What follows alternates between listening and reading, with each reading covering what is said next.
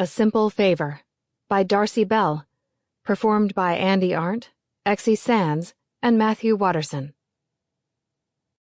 Part 1. My mother used to say, everyone has secrets. That's why you can never really know anyone else, or trust anyone. It's why you can never know yourself. Sometimes we even keep secrets from ourselves. Growing up, I thought that was good advice, although I didn't completely understand it. Or maybe I did, a little. Kids have secrets. The imaginary friends, the things they'd get in trouble for if a grown-up ever found out. Later I discovered that Mom was speaking from personal experience, and I wonder if she was not just preparing me, but programming me for secrecy and mistrust.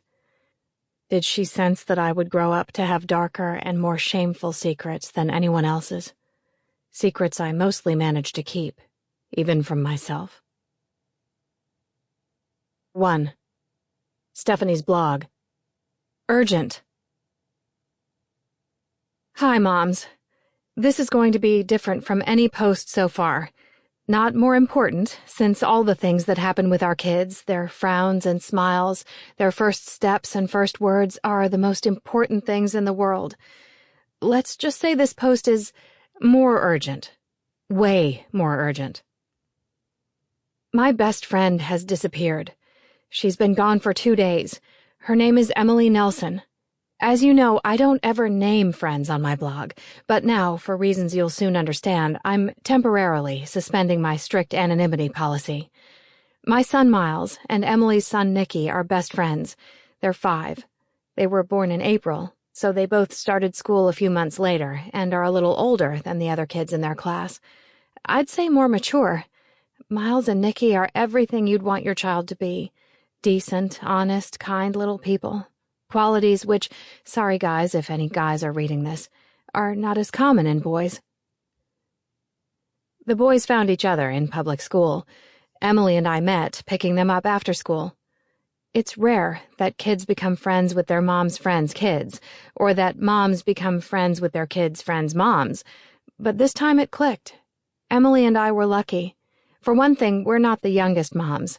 We had kids in our mid-30s when our mom clocks were ticking away. Sometimes Miles and Nicky make up plays and act in them.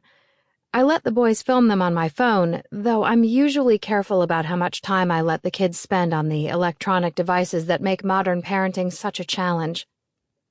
One amazing skit they did was a detective story, The Adventures of Dick Unique. Nicky was the detective, Miles the criminal. Nicky said, "I'm Dick Unique, the world's smartest detective." Miles said, "I'm Miles Mandible, the world's most evil criminal."